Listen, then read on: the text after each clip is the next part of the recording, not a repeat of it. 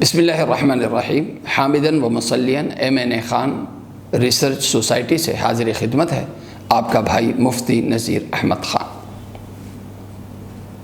غربت، بے روزگاری، مہنگائی بہت بڑا، خاص طور پر اس دور میں بہت بڑا انسانی مسئلہ ہے، اور اس کے عظیم تر مسئلہ ہونے کا اعتراف ہمارا دین بھی کرتا ہے۔ ہمارا دین بھی یہ اعتراف کرتا ہے کہ غربت، مہنگائی، بے روزگاری یہ بہت بڑا انسانی مسئلہ ہے۔ سنن نسائی کی روایت ہے، راوی ہیں حضرت ابو سعید خدری رضی اللہ عنہ، کہ اللہ کے نبی صلی اللہ علیہ وسلم نے ایک دفعہ دعا مانگی۔ آپ نے ایک دعا پڑھی اور دعا کے الفاظ یہ تھے، اللہم انی اعوذ بک من الکفر والفقر، اے اللہ میں آپ سے حفاظت مانگتا ہوں کفر سے اور فقر و افلاس سے۔ ایک صحابی نے عرض کیا، یا رسول اللہ، آپ فقر کو، غربت کو کفر کے برابر کر رہے ہیں کہ دونوں کو ساتھ لا رہے ہیں؟ اللہ کے نبی صلی اللہ علیہ وسلم نے فرمایا، ہاں، یعنی کفر جیسے انسان سے، یا کفر جیسے انسان کو گمراہی پہ، گناہ پہ مجبور کرتا ہے، اسی طرح فقر و افلاس بھی انسان کو خدا سے بغاوت، گمراہی اور نافرمانی پہ مجبور کر دیتی ہے۔ ایک دوسری حدیث میں، کہ سنن بہقی کی روایت ہے، حضرت انس رضی اللہ عنہ راوی ہیں کہ اللہ کے نبی صلی اللہ علیہ وسلم نے ارشاد فرمایا، کاد الفقر ان یکون کفرا وکاد الحسد ان یغلب القدر۔ اس میں ہے کہ قریب ہے، خطرہ ہے کہ فقر و افلاس کفر بن جائے، یعنی فقر و افلاس انسان کو کفر تک لے جاتا ہے۔ غربت انسان کو، غریبی انسان کو کبھی کبھی کافر بنا دیتی ہے۔ تو لہذا غربت، مہنگائی، بے روزگاری بہت بڑا مسئلہ ہے۔ اب اس سے نکلنے کا ایک راستہ جو آج کل ہے، مایوسی۔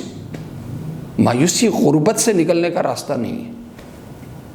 دوسرا راستہ حکمرانوں کو، ریاست چلانے والوں کو گالم گلوچ کرنا، یہ بھی راستہ نہیں ہے اس کا۔ اپنے ان مسائل پہ گھنٹوں گھنٹوں تبصرے کرنا، یہ بھی اس مسئلے کا حل نہیں ہے۔ بحیثیت مسلمان کے، ہمیں جو ہمارا دین تربیت دیتا ہے وہ یہ کہ ہم اپنے مسائل کا مقابلہ مال اور اعمال سے کریں، اسباب اور اعمال دونوں سے کریں۔ اسباب سے اس لیے کہ اللہ نے مال کو، اسباب و وسائل کو میرے دنیاوی مسئلے کے حل کا ذریعہ بنایا ہے، لہذا مال بھی ہے، مال کی اپنی جگہ اہمیت ہے، بیماری میں دوائی کی اپنی جگہ اہمیت ہے، بھوک کے وقت میں کھانے کی اپنی جگہ اہمیت ہے، پیاس کے وقت میں پانی کی اپنی جگہ اہمیت ہے۔ یہ اسباب و وسائل ہے، ان کا راستہ لینا بحیثیت ایک مسلمان کے میرا فرض ہے۔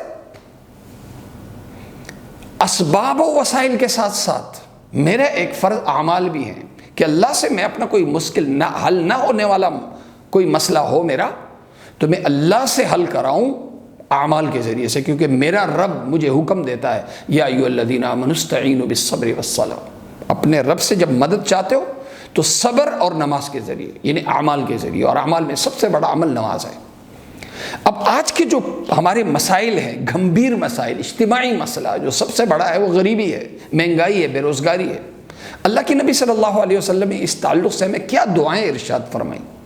اس میں جو بڑی مختصر دعا ہے، بڑی مختصر دعا جو بچے کو یاد ہے، لا حول ولا قوت الا باللہ، جامع ترمذی کی روایت ہے۔ حضرت ابو ہریرہ رضی اللہ عنہ روایت کرتے ہیں کہ اللہ کے نبی صلی اللہ علیہ وسلم نے ارشاد فرمایا اکثر من قول لا الہ الا اللہ، من قول لا حول ولا قوت الا باللہ، لا حول ولا قوت الا باللہ کا کثرت سے ورد رکھو، ایک دفعہ نہیں بار بار اسے پڑھو۔ کیوں؟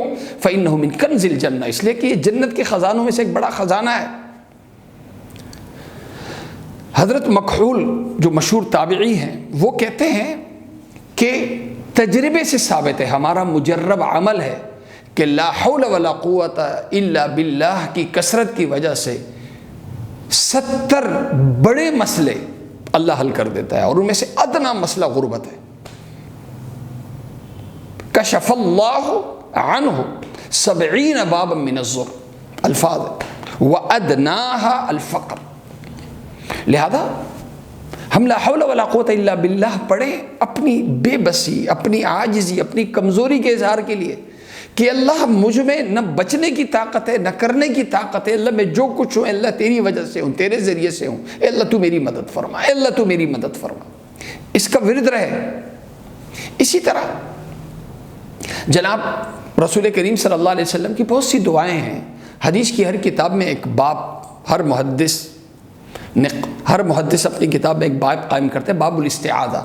اللہ کے نبی صلی اللہ علیہ وسلم نے کن کن چیزوں سے پناہ مانگی ہے، ان میں ٹاپ کی جو چیز ہے وہ ہے فقر، جیسے کفر سے پناہ مانگی، قرضے سے پناہ مانگی، اسی طرح فقر و افلاس سے پناہ مانگی۔ حضرت ابو سعید خدری رضی اللہ عنہ راوی ہیں، اور حضرت ابو ہریرہ رضی اللہ عنہ، اور یہ روایت سنن ابو داود اور سنن نسائی دونوں میں کہ اللہ کے نبی صلی اللہ علیہ وسلم ایک دعا فرماتے تھے، اللہم انی اعوذ بک من الفقر والقلت والذلہ واعوذ من ان اظلم او اظلم۔ اللہ میں تجھ سے حفاظت مانگتا ہوں فقر و افلاس سے، قلت مال، قلت وسائل سے، اور اے اللہ ذلت اور رسوائی سے میں حفاظت مانگتا ہوں، اے اللہ میں ظالم بنوں یا مظلوم بنوں، اے اللہ اس سے بھی میں آپ کی حفاظت مانگتا ہوں۔ اسی طرح صحیح بخاری صحیح مسلم دونوں کی روایت، حضرت انس رضی اللہ عنہ روایت کرتے ہیں کہ اللہ کے نبی صلی اللہ علیہ وسلم یہ دعا بھی کثرت سے آپ پڑھتے تھے، اللہم انی اعوذ بک من الہم والحزن والعجز والکسل والجبن والبخل وضلع الدین وغلبۃ الرجال۔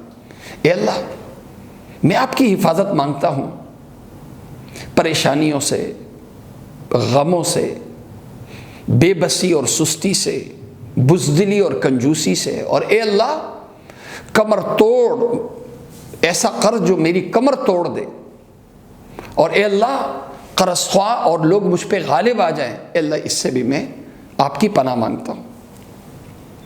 حضرت علی رضی اللہ عنہ کے پاس ایک شخص آیا، عرض کیا کہ حضرت بڑا قرضہ ہے مجھ پر، تعاون کیجیے۔ یہ روایت جامع ترمذی سنن بہقی دونوں میں ہے۔ حضرت علی رضی اللہ عنہ نے فرمایا کہ میں تمہیں ایک دعا سکھاتا ہوں، اس دعا کو پڑھو گے پہاڑ کے برابر بھی تم پر قرضہ ہوگا، اللہ تعالیٰ وہ قرضہ بھی اتار دے گا۔